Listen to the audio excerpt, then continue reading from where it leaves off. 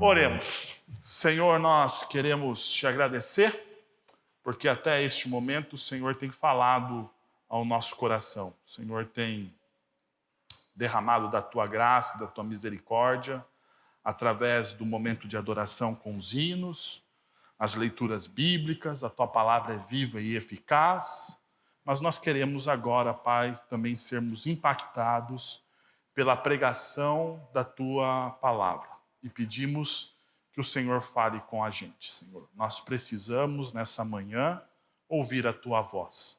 Em nome de Jesus que nós oramos. Amém. Bom, nós estamos olhando nesses últimos domingos a carta de Filipenses, né? Nós estamos olhando sistematicamente, expositivamente, a carta aos Filipenses. E o nosso tema dessa série é a felicidade não se espera. Nós não temos que esperar a felicidade.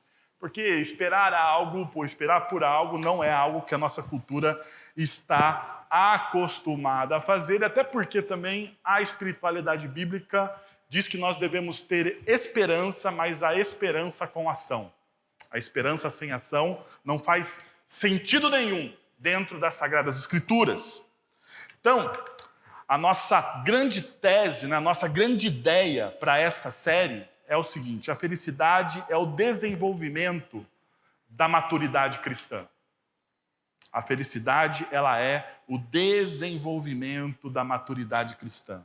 Desta forma, nós experimentamos a felicidade ao longo da nossa caminhada. Não, você não experimenta, da perspectiva bíblica da fé, você não experimenta a felicidade com pequenos êxtases. Que nós temos, nós não negamos isso, nós temos. Conquistas, né? O diploma do filho, o seu mestrado, a sua carreira deslanchou, né? Nós temos esses pequenos êxtases e não negamos, mas a felicidade da perspectiva cristã, ela é experimentada ao longo da nossa jornada, ela é construída ao longo da nossa jornada através da fidelidade. E nós temos trabalhado domingo após domingo em cima dessa perspectiva, de que a felicidade, ela tem a ver, a felicidade cristã, ela tem a ver com a maturidade que você conquista em Cristo Jesus. Sendo assim, quero convidar vocês à leitura de Filipenses, capítulo 2, versos de 12 a 18. Abra a sua Bíblia ou acompanhe na projeção. Lembrando você que aqui na projeção é a nova versão internacional das Escrituras, né? A nova versão internacional das Escrituras, mas se você gosta da revista atualizada, não se turbe o vosso coração. São apenas traduções diferentes. Vamos lá. Assim, meus amados, como sempre vocês obedeceram, não apenas na minha presença, porém, muito mais agora na minha ausência, ponham em ação a salvação de vocês com temor e tremor. Pois é Deus quem efetua em vocês tanto querer quanto realizar de acordo com a boa vontade dele. Façam tudo sem queixas e nem discussões, para que venham a tornar-se puros e irrepreensíveis filhos de Deus, inculpáveis no meio de uma geração corrompida e depravada, na qual vocês brilham como estrelas no universo, retendo firmemente a palavra da vida. Assim, no dia de Cristo, eu me orgulharei de vocês terem corrido, de não ter corrido, nem me esforçado inutilmente. Contudo, mesmo que eu esteja sendo derramado como oferta de bebida sobre o serviço que provém da fé que vocês têm, o sacrifício que oferecem a Deus, estou alegre e me regozijo com todos vocês. Estejam vocês também alegres e regozijem-se comigo. A minha tese para hoje, especificamente para esse texto, né, na construção da nossa grande ideia de felicidade, é que no caminho da maturidade cristã, desenvolvemos nossa salvação pelo poder da graça capacitadora de Deus para brilharmos como estrelas em um mundo de caos e confusão. No caminho dessa maturidade que vai prover felicidade para nós precisamos desenvolver a nossa salvação. Nós precisamos desenvolver a nossa salvação. Mas veja, nós não desenvolvemos a nossa salvação pelas nossas próprias forças, pela nossa vontade, pela nossa capacidade intelectual ou pelas nossas boas obras.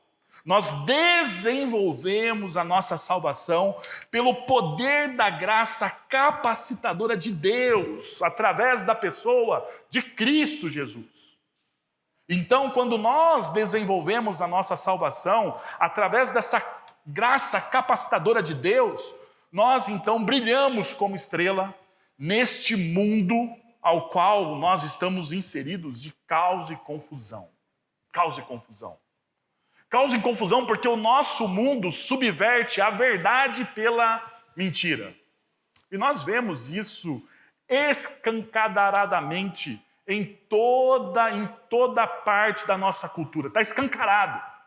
Não existe mais pudores. Não existe mais pudores.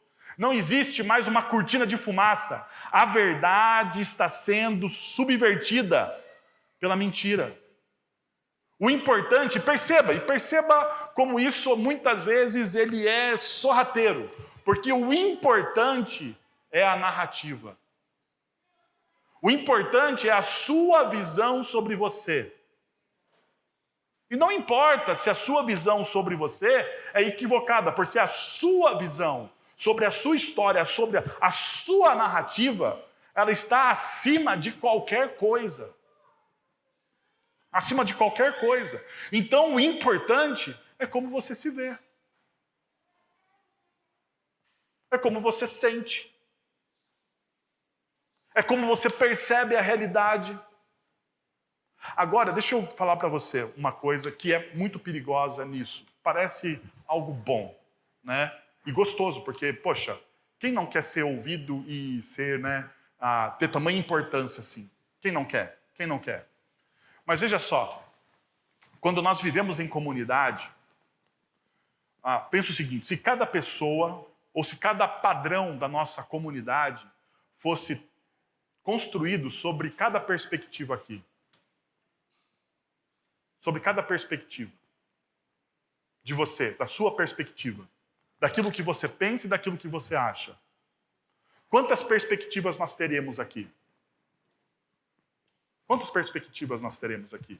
Inúmeras perspectivas, na verdade, nós teremos aqui inúmeras perspectivas, porque todo mundo aqui pensa diferente da outra pessoa. Eu sei que ao final do meu sermão aqui, quando você chegar no almoço da sua casa, você vai se reunir com a sua família e eles vão perguntar, e aí, como é que foi lá o culto? Né? Porque quem não veio pergunta, né? E aí, como é que foi lá o culto? Você vai falar assim, eu gostei de algumas coisas, mas outras coisas que o pastor ali, o Wellington disse, não estavam bem legais, porque afinal de contas, eu não penso como ele.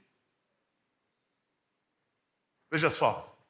Daí, quando a gente perde qualquer princípio de verdade absoluto, não se existe mais verdade. Se existe as perspectivas só. Então, a sua perspectiva é diferente da minha, diferente. Então, nós temos o quê? Uma variedade de verdades. Só que aqui está o problema.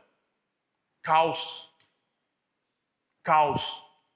Porque existe felicidade em meio ao caos. Tem como você construir uma vida feliz sem um alicerce firme?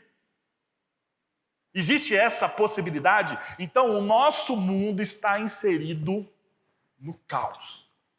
No caos. Eu nem preciso entrar ou adentrar em detalhes da nossa cultura. Não preciso fazer isso. Não preciso fazer isso. Não preciso ficar aqui falando com vocês das últimas notícias de postagens e dos últimos cancelamentos que algumas pessoas sofreram dentro da nossa cultura simplesmente por afirmarem a verdade. Por afirmarem a verdade. Por afirmarem algo que é verificável com os olhos. Percebam, algo que é verificável, você vê uma verdade, você vê que aquela cadeira, e daí o Chesterton, ele tem uma razão.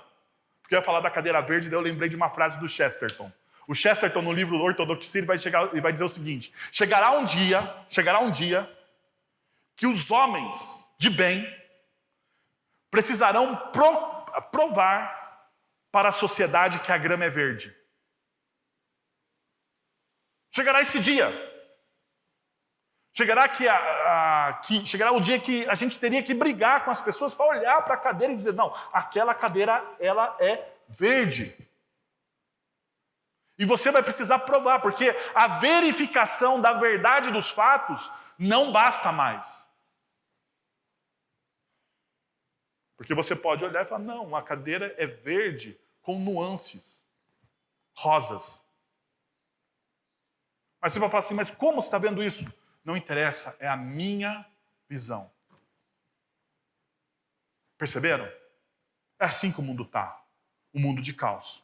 Então, deixa eu dar para vocês alguns caminhos que Paulo me mostra aqui para a gente enfrentar esse mundo de confusão e caos e a gente caminhar juntos numa maturidade cristã que faz com que a gente crie uma felicidade alicerçada, não nos nossos parâmetros, mas nos parâmetros do Evangelho de Cristo Jesus. Primeira coisa que Paulo põe aqui aos filipenses: 3 ferramentas para desenvolver o caráter. Paulo já começa dizendo isso para ele: olha, vou dar para vocês 3 ferramentas para você desenvolver o seu caráter. Mas deixa eu lembrar você uma coisa muito importante quando você está lendo o discurso de Paulo em Filipenses, né? Nós estamos aqui separando esse discurso, ou dissecando esse discurso, né, em perícopes, ou em partes, né, para ficar mais didático, e também porque a gente não tem um tempo abastado, né, para ficarmos discutindo o texto de maneira mais holística e integral. Porém, você deve olhar esse texto aqui, principalmente esse texto, à luz do hino cristológico dos versículos anteriores. Então você não pode ler esse texto de Filipenses 2, de 12 a 18, longe de Filipenses 2, aonde aponta o hino cristológico da pessoa de Cristo Jesus, que nós estudamos semana passada. Se você não veio semana passada, você pode acessar as nossas redes sociais e o sermão está lá na íntegra. Perceba então, veja comigo, verso 12 o verso 13, diz assim: assim, meus amados irmãos, como sempre vocês obedeceram, não apenas na minha presença, porém muito mais agora na minha ausência, ponham em ação a salvação de vocês com temor e tremor. Pois é Deus quem efetua em vocês tanto o querer quanto o realizar de acordo com a boa vontade dele. As 3 ferramentas: submissão, aplicação e conexão. Paulo está falando sobre essas 3 coisas aqui: submissão, aplicação e conexão. Veja só, versículo 12. A palavra em destaque: obedeçam. Obedeçam. Obedecer é algo que todo discípulo de Jesus precisa aprender a fazer. Mas tem uma coisa interessante dessa palavra obedecer. Primeiro, que no original, a conotação, as primeiras formas de tradução dessa palavra obedecer, no grego, no original, é ouvir, escutar. E daí veja só, para você obedecer alguém, você precisa aprender a ouvir essa pessoa. Faz sentido, né? Para você saber, para você obedecer alguém, você precisa primeiro fazer o quê? Ouvir essa pessoa. Você precisa aprender a ouvir essa pessoa. Então, quando Paulo está falando sobre esse obedecer, ele está falando sobre essa característica da obediência. Você precisa aprender a ouvir. Aprender a ouvir. E na nossa cultura, ouvir não é algo que a gente gosta de fazer. A gente gosta de falar. De falar e de palpitar, a gente gosta, a gente adora, a gente tem uma sanha, né? Coça a nossa língua para dar um palpite, para falar algo, para dar uma opinião.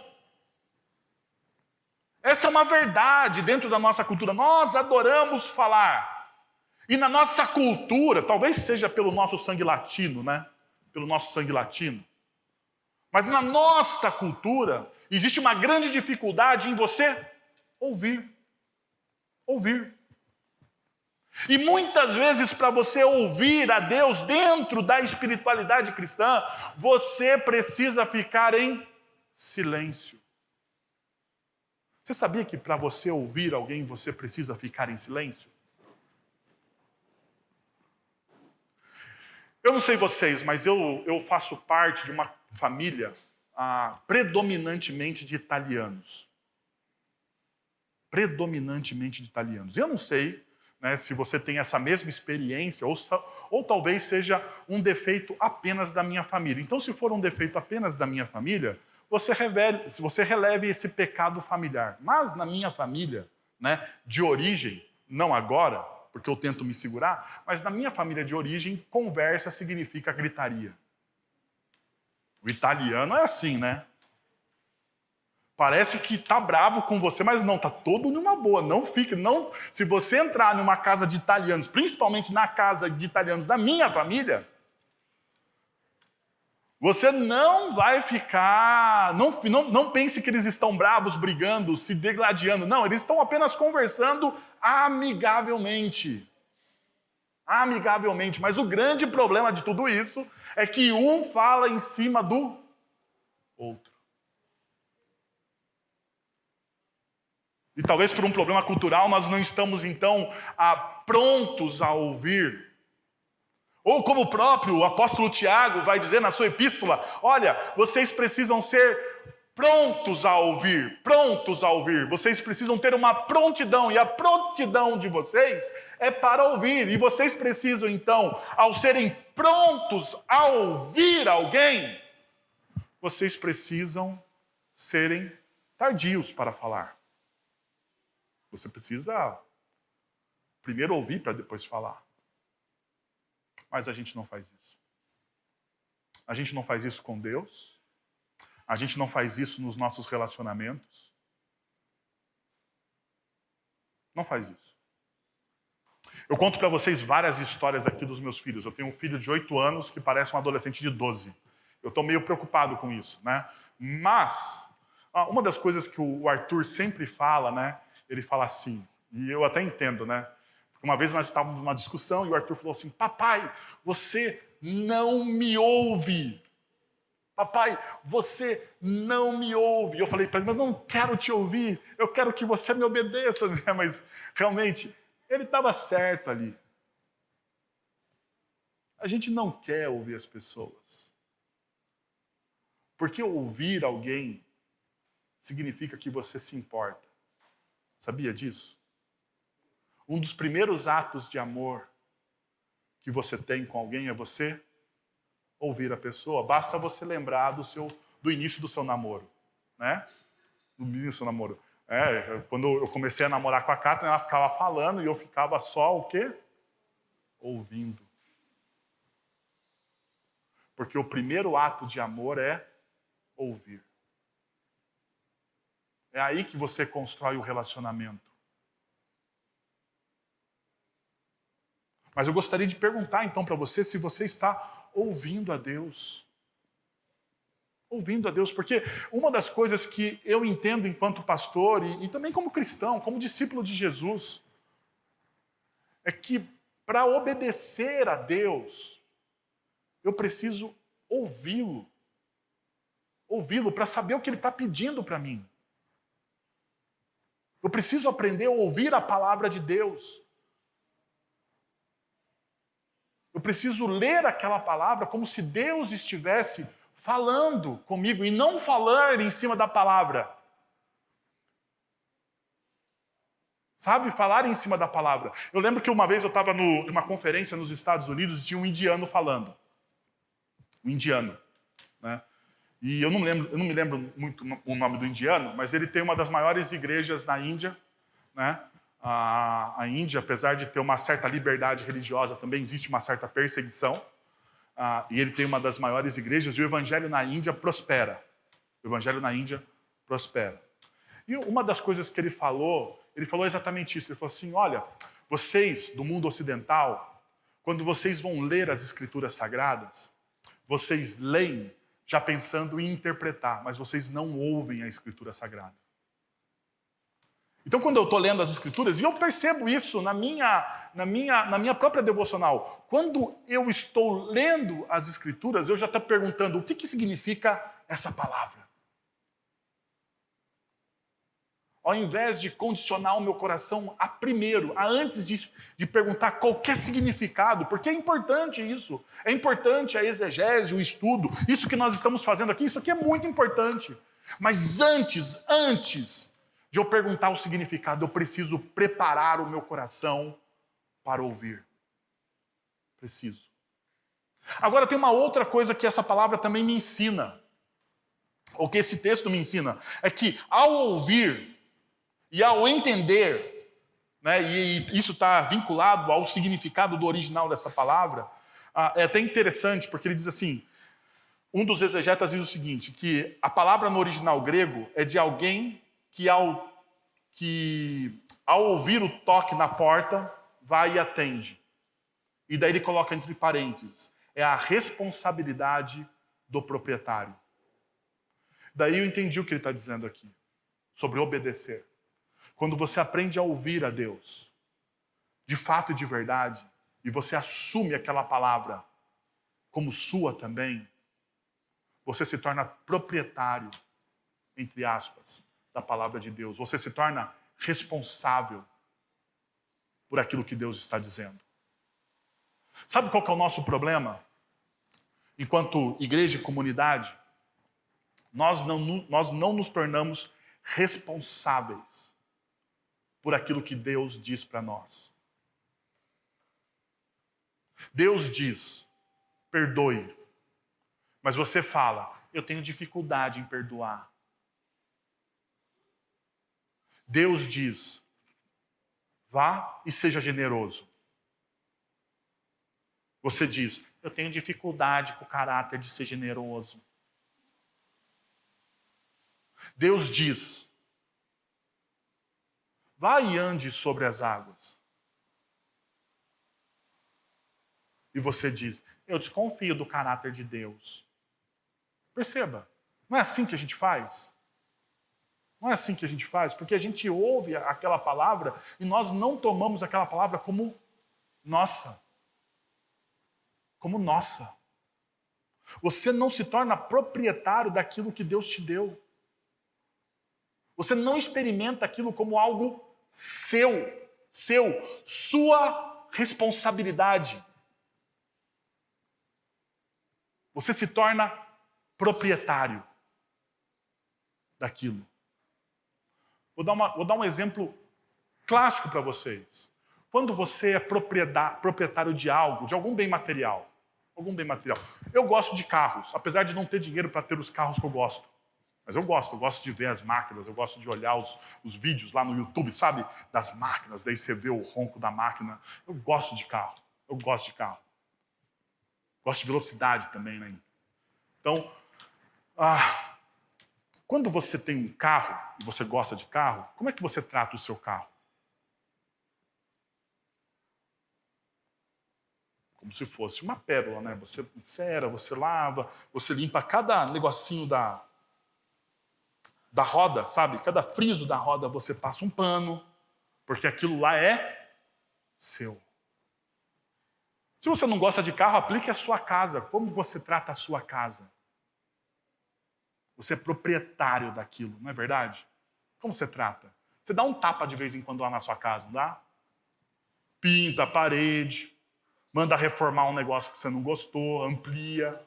Dá um jeito, porque ninguém gosta de morar num lugar ruim. Mas veja só, você se sente proprietário das coisas de Deus? Porque obedecer a Deus significa também que você é proprietário daquilo que é dele. Responsabilidade. Então veja só, a primeira coisa então é a submissão, e a submissão tem essas duas características: ouvir e também assumir a responsabilidade. Uma segunda coisa que ele fala é sobre a aplicação. Tanto que o verso 12, né, é um verso de grande discussão aí do apóstolo Paulo, né? Ponham em ação, né? Ou, como está na revista atualizada, desenvolvam o quê? A salvação de vocês com temor e tremor. Você desenvolve. E a palavra melhor aqui para desenvolver é modelar. Modelar a nossa atitude ao caráter de Cristo Jesus, ou seja, você aplicar aquilo que você ouviu, você aplicar, você se torna responsável por aquilo, e então você aplica aquilo que você ouviu se torna encarnacional, se torna vivo em você, nas suas atitudes, na forma com que você vive e convive com os outros. Veja só o que o apóstolo João vai falar da prática da palavra. Em João capítulo 3, versos 19 a 21, se você quiser abrir na sua Bíblia, é o seguinte, ó: este é o julgamento, a luz que veio ao mundo, mas os homens amaram as trevas e não a luz, porque as suas obras eram más. Verso 20. Quem pratica o mal, daí está falando da prática aqui, de você colocar em prática os seus pensamentos, ou aquilo que você planeja, quem pratica o mal odeia a luz e não se aproxima da luz, temendo que as suas obras sejam manifestas.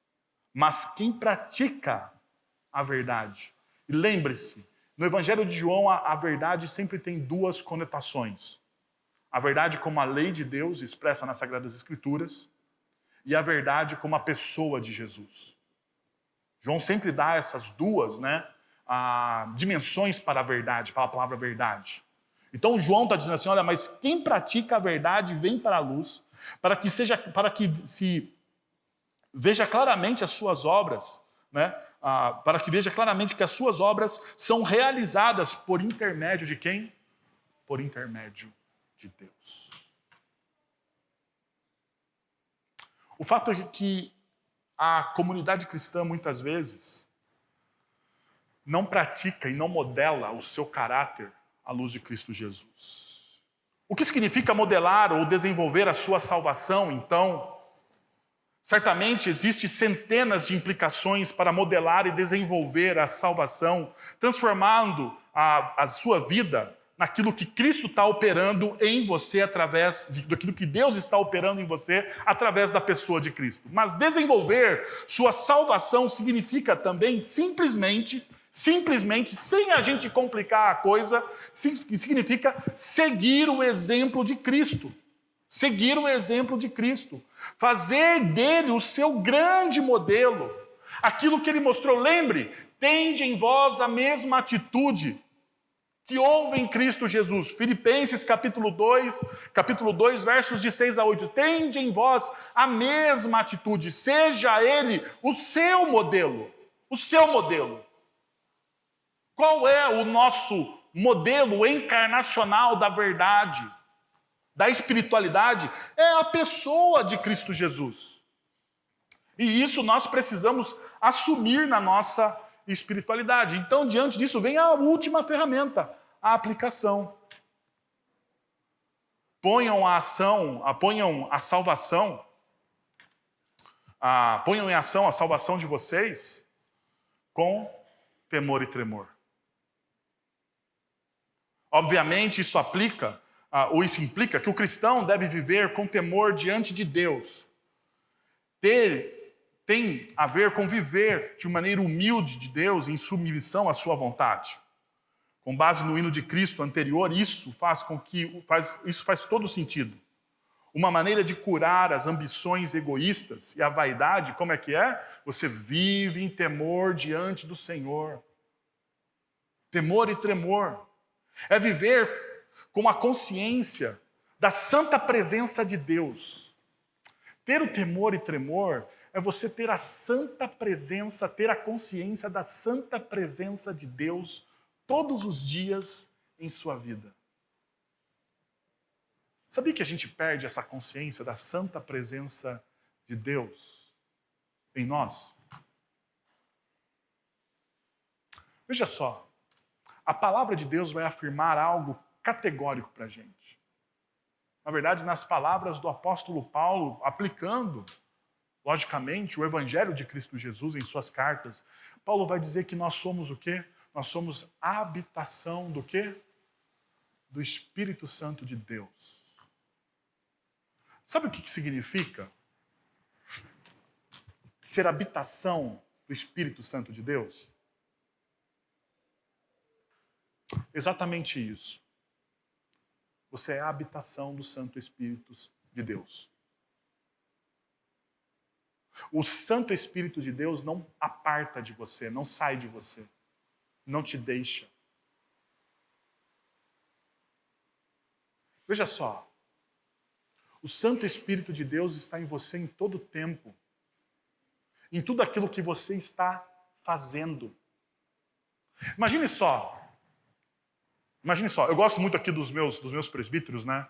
Dos meus presbíteros, porque eles falam assim, não, pastor, quando a gente está aqui na presença de Deus, né, nós temos que usar aquela roupinha de ver Deus, porque é a melhor roupa, porque diante de um juiz você não põe qualquer roupa. Não é isso que a gente fala? Pelo menos os meus velhos amigos da comunidade dizem isso para mim. Mas deixa eu falar para você uma coisa. Eu vou ampliar essa visão desses meus amigos. Eu vou ampliar. Porque diante da carta de Paulo, do ensinamento de Paulo, aplicando o Evangelho de Cristo Jesus, ele fala que você é a habitação do Santo Espírito de Deus. Pergunta: quando você não está diante do justo juiz?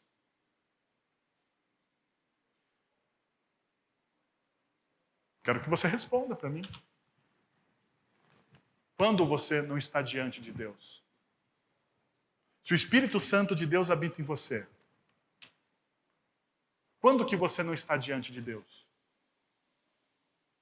Vamos lembrar. Aula de Trindade na classe de Catecismo de Heidelberg. Se você não fez, pega o áudio que está gravado e faça. E ouça. O Espírito Santo de Deus é a terceira pessoa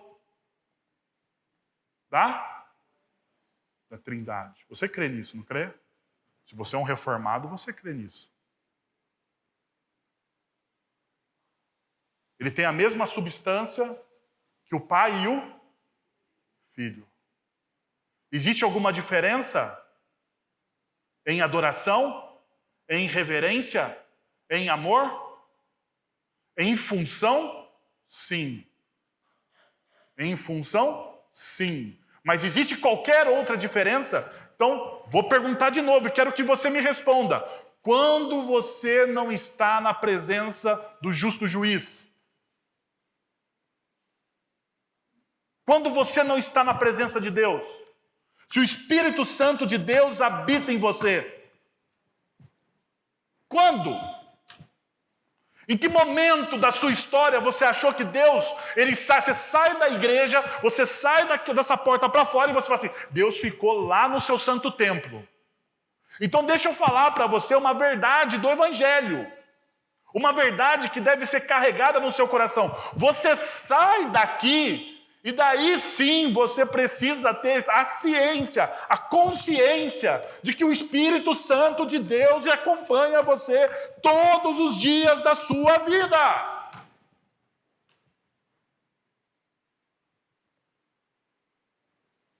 Então, pela liturgia, neste momento de adoração, nós devemos usar o nosso melhor pela liturgia. Mas se a liturgia deve ser aplicada todos os dias da nossa vida, e se o domingo é o domingo santo para santificar toda a nossa semana, porque é essa teologia reformada, o domingo é o dia santo para santificar os outros 6 dias de adoração. O primeiro dia é o dia de adoração para santificar os outros 6 dias de adoração. Você não deveria ser a melhor versão de você mesmo todos os outros 6 dias? Ou só vale no domingo? Estou perguntando. Tem que ser todos os dias ou só no domingo? Todos os dias.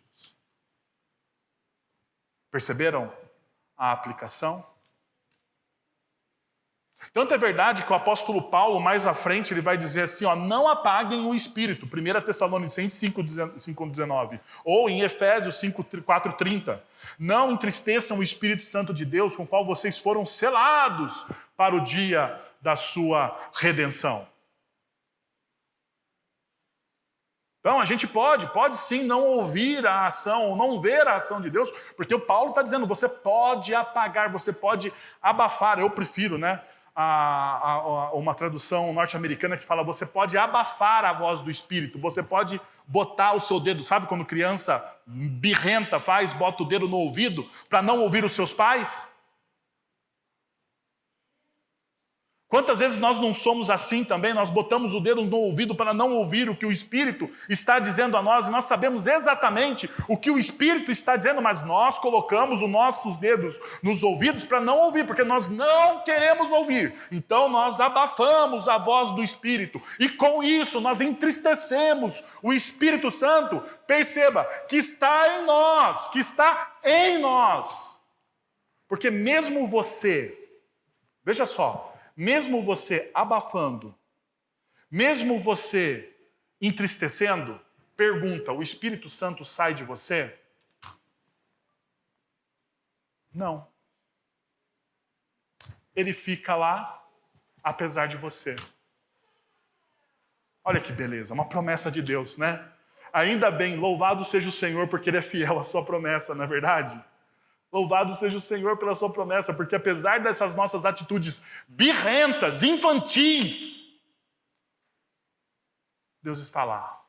Então veja só, você não é o que você deveria ser, ou o que seremos um dia, porque um dia nós seremos como nós deveríamos ser, mas ainda nós não somos. Mas pela graça de Deus, não somos o que nós costumávamos ser, porque o Espírito Santo de Deus está trabalhando em nossas vidas. Então você precisa prosseguir e continuar aplicando a palavra de Deus na sua vida cada vez mais e mais e mais. E isso construirá felicidade em você. Felicidade em você. Segundo, seja uma marca distinta entre os seus relacionamentos. Abra aí o verso 14. Olha só. Façam tudo sem queixas e nem discussão. Ok? Verso 14. Verso 15. Para que venham a se tornar puros e irrepreensíveis, filhos de Deus, inculpáveis no meio de uma geração corrompida e depravada, na qual vocês brilham como estrelas no universo. Verso 16. Retendo firmemente a palavra da vida. Agora, perceba uma coisa. Se você pegar o verso 14 e emendar direto com o 16, faz sentido. Façam tudo sem queixas nem discussão, retendo fielmente a palavra da vida. Paulo está construindo o argumento. Paulo geralmente faz isso quando ele constrói um argumento. Aonde está o argumento de como a gente deve viver, qual a pergunta que Paulo está levantando para os seus ouvintes? Veja o verso 15. O verso 15 tem aquele, como faço para me tornar? Porque ele fala, tornem-se puros. Então a pergunta é, como eu faço para me tornar puro e irrepreensível, filho de Deus, inculpáveis? Veja só, inculpáveis aqui é não cúmplices. Ok? Você não deve ser cúmplice do quê? Dessa geração corrompida e depravada. Você não deve ser cúmplice dessa geração corrompida e depravada, na qual vocês brilham como estrelas no universo, ou seja, subvertem a escuridão. Como eu faço tudo isso? Como eu faço isso? Como eu me torno irrepreensível e puro? Como eu me torno cúmplice dessa geração depravada e como eu subverto as trevas com a luz? Veja só. Verso 14. Primeiro, façam tudo sem queixas e nem discussões. E daí, a gente precisa fazer aquilo que o indiano falou para a gente. Sem interpretações. Façam tudo. O que consiste esse comando, esse imperativo, façam tudo? Sem resmungar e sem queixas, significa exatamente isso. tudo que está na sua vida, tudo que lhe vem à mão para você fazer, você faz como? Sem queixa e sem resmungar. Olha só. Agora deixa eu fazer uma pergunta pessoal para você. Momento de pergunta pessoal. Você é um resmungão? Você é um queixoso?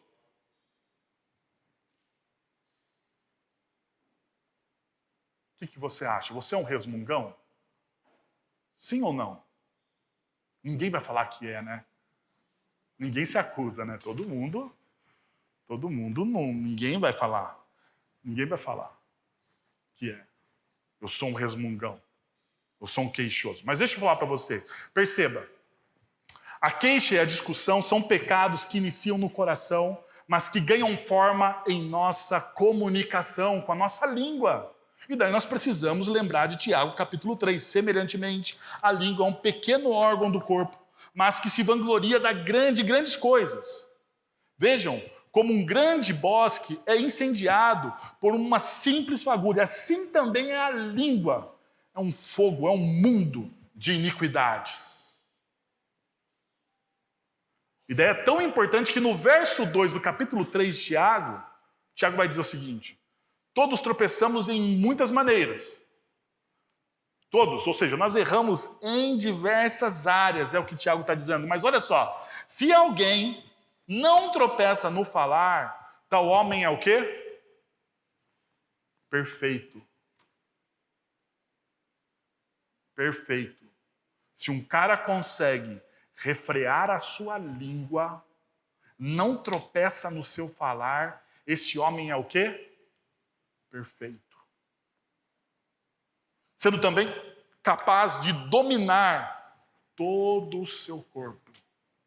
Todo o seu corpo. Tiago ele coloca aqui algo que talvez nós muitas vezes não levamos em conta. Nós desprezamos.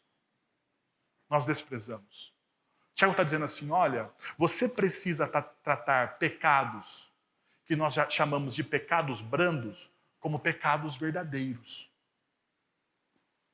E quais são os pecados que nós não damos importância na igreja? Os pecados da língua. Não é verdade? A gente nunca viu ninguém ser disciplinado em uma igreja por ser fofoqueiro. Nós nunca vimos ninguém ser disciplinado na igreja por ficar na porta da igreja falando mal dos irmãos da igreja.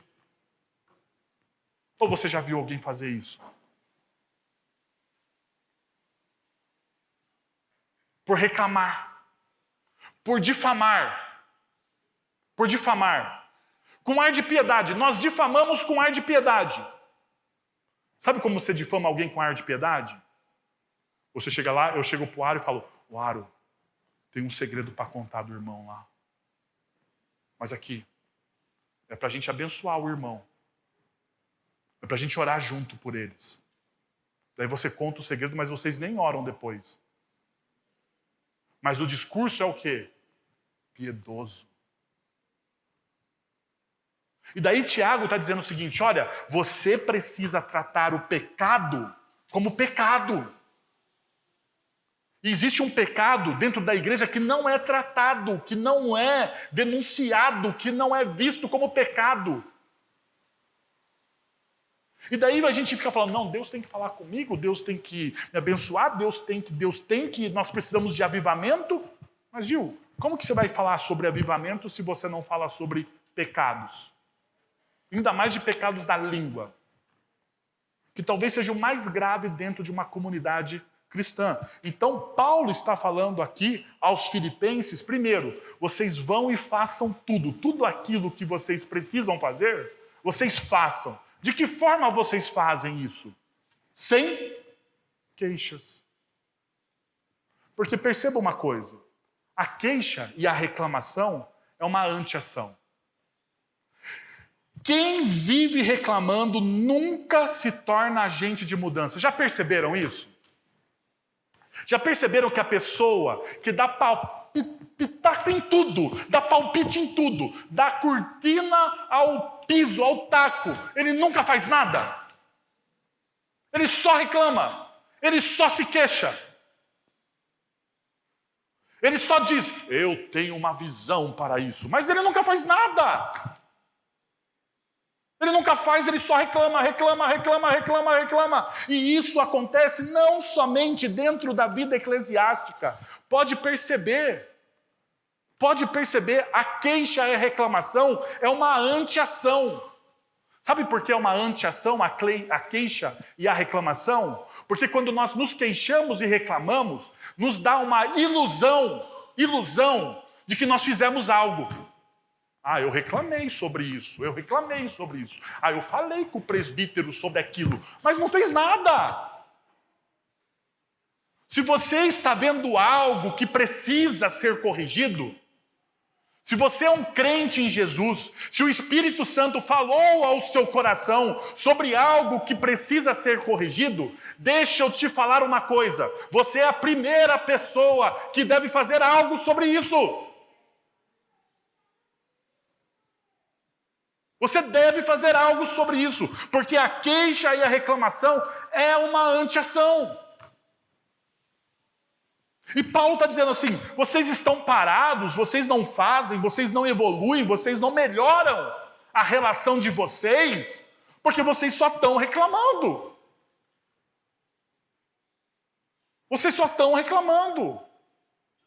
E reclamação, queixa, a consequência é a discussão. A consequência é a desunião. A consequência é a briga. Então veja. Saia dessa esfera da anti-ação. Na sua vida pessoal. Pare de se queixar e reclamar. Nós temos vários exemplos. Nós temos os exemplos dos nossos antepassados, dos nossos pais do deserto. Eu estou falando dos pais do deserto aqui, lógico, olhando para Deuteronômios, né, Êxodos e Números. Quantas vezes o povo de Israel reclamou naquele deserto? Já perceberam isso? Quantas vezes o povo de Israel reclamou naquele deserto? Não tem água. Não tem carne. Não tem pão. Não tem sombra. Tem frio. Os homens da terra são grandes. Não é assim? Quantas vezes? Quantas vezes aquele povo reclamou e por que eles ficaram 40 anos reclamando? Aquela geração teve que passar. Sabe por quê? Porque ficaram reclamando. Então Deus falou assim, vou levantar uma nova geração que não fique reclamando. Que entenda a graça, a misericórdia, o amor. Que entenda a libertação. Mas a gente prefere qual? A gente prefere a anti-ação. Porque a gente acha que reclamação é fazer algo. Mas não é. Não é. Pode ver. Nossa vida política, você fica reclamando do presidente, do senador, do fulano de tal, do prefeito. Mas muda você ficar reclamando? Abaixou a inflação porque você reclamou essa semana? Fui pôr gasolina no meu carro, R$6. Falei, Jesus. Reclamei. Falei, caramba, esse presidente vagabundo. Mas adiantou alguma coisa? Quando eu reclamei, a bomba de gasolina mudou o preço para baixo? Sim ou não? Não. Por quê? Reclamar não adianta. A gente precisa se engajar e fazer algo. Reclamação é a anti-ação. Agora, veja só. Uma segunda coisa que ele fala, né? Retendo firmemente o quê? A palavra. Como você se torna puro, irrepreensível. Como você não se torna cúmplice dessa geração. Você precisa reter a palavra. Em contraste com a reclamação, os cristãos devem defender e proclamar a palavra da vida. Quando ele fala aqui, vocês retendo firme a palavra de Deus, esse reter firme também significa proclamar. Não se desvie da palavra de Deus em meio a essa cultura secular a qual nós estamos inserida, porque essa cultura é perversa, ela tenta criar essa armadilha. Deixe a palavra de Cristo habitar ricamente em vossos corações, deixe essa palavra transbordar no seu coração. Porque é essa palavra que nos dá o quê? Vitalidade. É a mensagem do Evangelho que transforma a nossa vida. E nós, então, precisamos compreender essa verdade. Tanto é isso que em Colossenses capítulo 3, verso 16, Paulo diz: habite ricamente em vós a palavra de Cristo.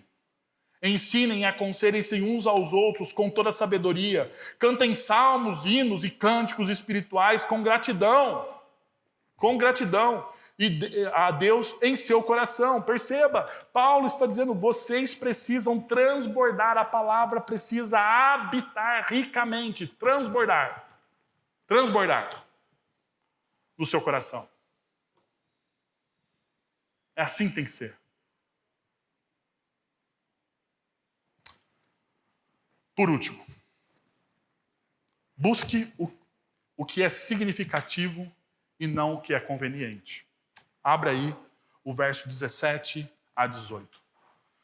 Contudo, mesmo que eu esteja sendo derramado como oferta de bebida sobre o serviço que provém da fé que vocês têm, o sacrifício que oferecem a Deus, estou alegre e me regozijo com todos vocês. Estejam vocês também alegres e regozijem-se comigo. A oferta de bebida, e aqui a gente precisa entender uma coisa, né, que muitas vezes nos escapa. Paulo está falando aqui que ele está sendo derramado como uma oferta de sacrifício a Deus. Mas qual oferta Paulo está usando aqui?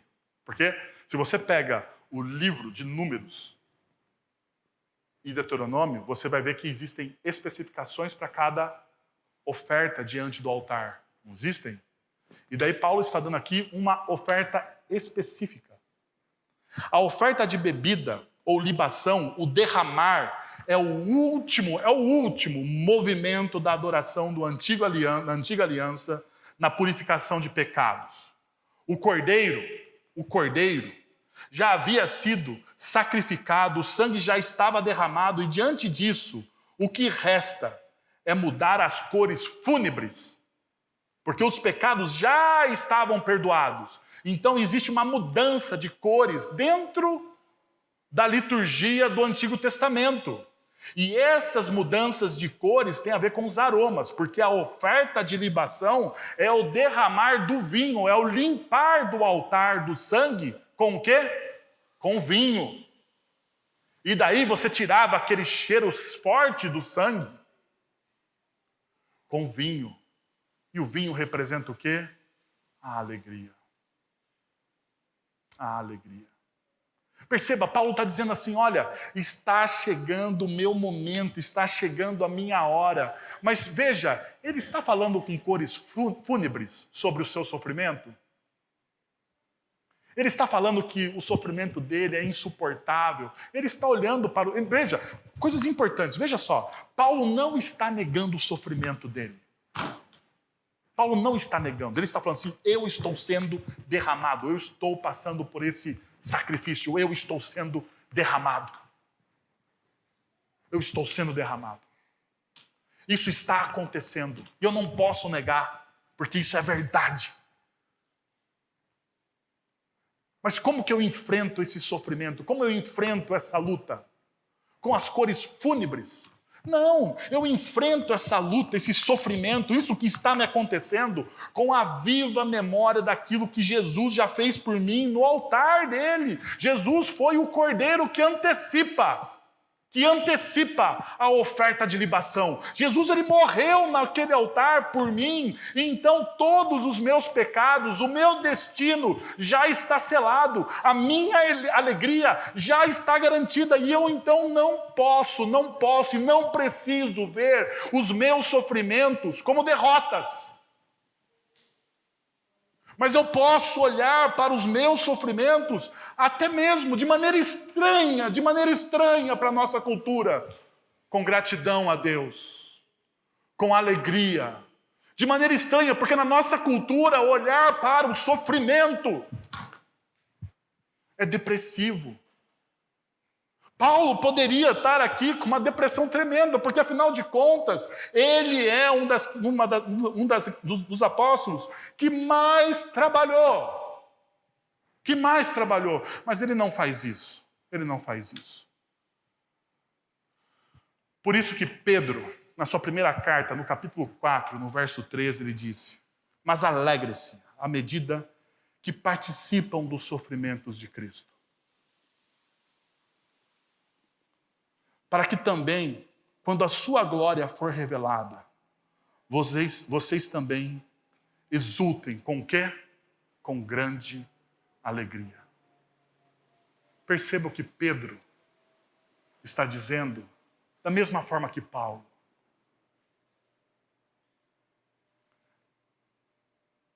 Vejam a vida, as lutas e as dificuldades de vocês, não da sua ótica, ou da ótica do mundo secular, que vende essa felicidade barata. Vejam a vida de vocês, os seus sofrimentos e lutas, como uma participação daquilo que Deus está fazendo em você. Filipenses 1,6 vai dizer que Jesus vai completar a boa obra que Ele começou em vocês até o dia dele. É o que Ele diz lá. Veja cada momento de dor e luta com alegria e gratidão no seu coração. Por quê? Porque isso é um contemplar, é um complemento da obra que Deus está fazendo na sua vida. Então deixa eu desafiar vocês a 3 coisas e a gente encerra hoje. O seu coração é submisso, aplicando a palavra, demonstrando sua conexão com Cristo Jesus. Deixa eu perguntar para você. O seu coração é submisso? O seu coração é submisso? Você aplica a palavra de Deus ou você só ouve os discursos aqui e acha bonito? Acha legal? Nossa, o pastor falou bem hoje. O pastor falou legal hoje. Saí aqui com meu coração alegre. Eu não quero, sinceramente, sabe que eu tenho dificuldade com esse negócio de sair com meu coração alegre? Eu quero que você saia daqui incomodado. Eu quero que você saia daqui chateado comigo. Então, assim, falou umas negócios lá, velho. O pastor pregou uns negócios lá que eu não gostei, não. Ele falou umas verdades, uns negócios que eu tenho que mudar na minha vida. Eu não sei se eu vou voltar domingo que vem na igreja, não. É isso. É isso. Eu não quero encher o coração de alegria com ninguém, não. Eu quero que você seja transformado em Cristo Jesus. É isso. Seus relacionamentos são marcados pela singularidade do Evangelho ou por reclamações e queixas? Por último, a sua busca está marcada pelo que é significativo ou por aquilo que é conveniente? Só entrega a vida a uma causa quem não vive por conveniência. O grande problema da nossa geração é que nós vivemos por conveniência. É conveniente. E por vivermos por conveniência, transformamos o Evangelho de Cristo Jesus em algo medíocre. A culpa não é do Evangelho, a culpa é nossa. O meu chamado a vocês hoje é: arrependam-se. Arrependam-se. Quero convidar você a fechar os seus olhos, a abaixar a sua cabeça e a orarmos juntos à luz dessa palavra.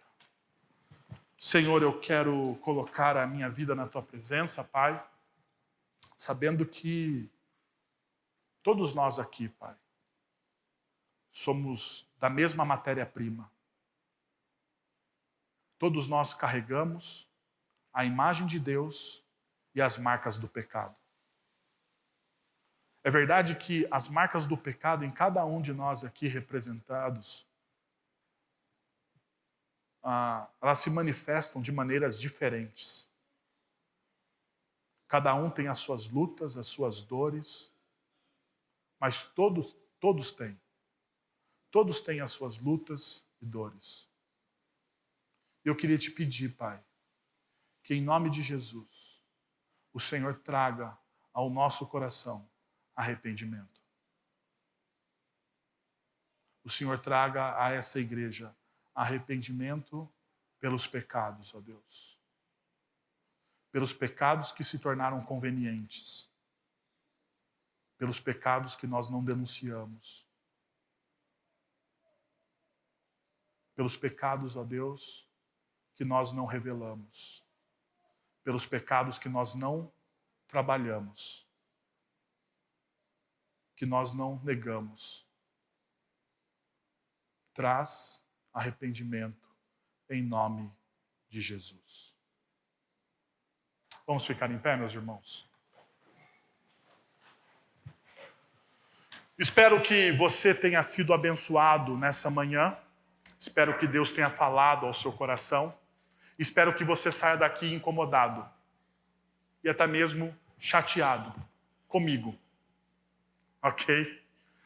Agora, irmãos, que a graça de nosso Senhor e Salvador Jesus Cristo, o amor de nosso Deus e Pai, o conselho, o consolo, o poder e a ação do Santo Espírito de Deus estejam sobre vocês agora e pelos séculos dos séculos. Amém.